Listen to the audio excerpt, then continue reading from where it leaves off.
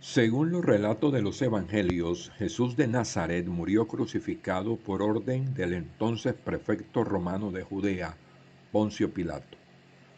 La cruz se convirtió en símbolo del cristianismo. Pero, ¿qué pasó con aquella cruz donde murió Jesús? Muchos monasterios aseguran tener trozos de la llamada Vera Cruz en sus altares.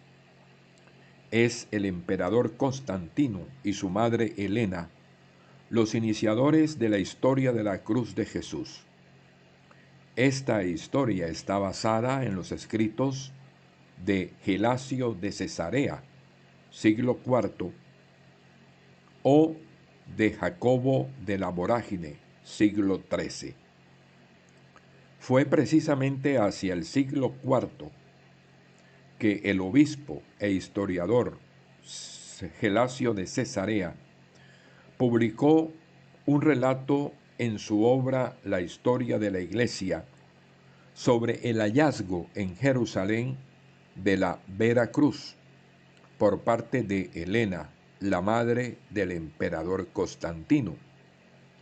El relato de Gelasio, que es referenciado por otros escritores, indica que Helena, enviada por su hijo el año 326 para hallar la cruz de Cristo, es llevada hasta un lugar cerca del monte Gólgota, donde fue crucificado Jesús, y allí se encuentra con 3 cruces. Algunas versiones, entre ellas la del historiador Rufino, señalan que Helena, para saber cuál de las 3 cruces era la verdadera, puso a una mujer enferma sobre cada una de las cruces, y la que finalmente curó a la mujer fue considerada auténtica. Parte de esa cruz, hallada por Helena, fue llevada a Roma y conservada en la Basílica de la Santa Cruz, y la otra parte se quedó en Jerusalén. Otras iglesias en Italia, Austria, monasterios en España, afirman tener fragmentos del leño donde fue ejecutado Jesús. Junto a estas evidencias físicas, los concilios de Nicea, siglo IV, y de Trento, siglo XVI, dieron validez espiritual a la devoción de estas reliquias conservadas en el mundo entero.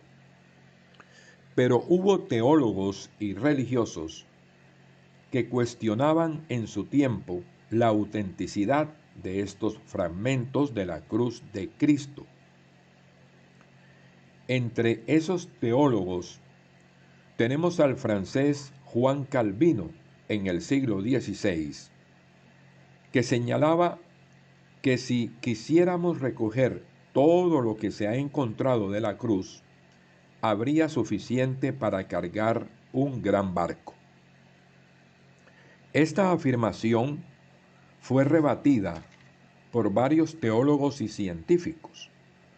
Algunos de ellos indicaban que si se juntaran todos los fragmentos de la cruz de Jesús, solo alcanzaríamos a reunir el 50% del tronco principal.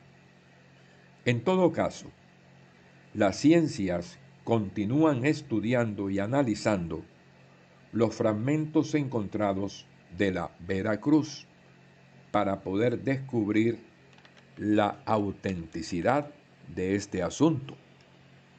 Según CNN, en julio de 2013, renació una nueva historia que señala que unos arqueólogos turcos descubrieron en un baúl de piedra en una iglesia de 1350 años que parecía contener un pedazo de la cruz de Jesús. Pero ¿cuál es el origen de la cruz? La cruz aparece siglos antes de la era cristiana en Egipto, como adorno en prendas orientales y griegas. En cuanto a la crucifixión, no era un suplicio propio del mundo judío. Con anterioridad a la época cristiana, este tormento era usado por pueblos antiguos. Diodoro de Sicilia cuenta que Nino, primer rey asirio, siglo XX a.C., cuando entró en Media y derrotó a su rey Farno, lo hizo crucificar con sus 7 hijos. Por entonces la cruz era conocida por los persas, griegos, cartagineses, egipcios e indios. En Roma, durante la República, se crucificaban a los esclavos, desertores, piratas y rebeldes. Estaban libres de este tormento los ciudadanos romanos. Por eso San Pedro y San Andrés fueron crucificados, mientras que San Pablo murió decapitado.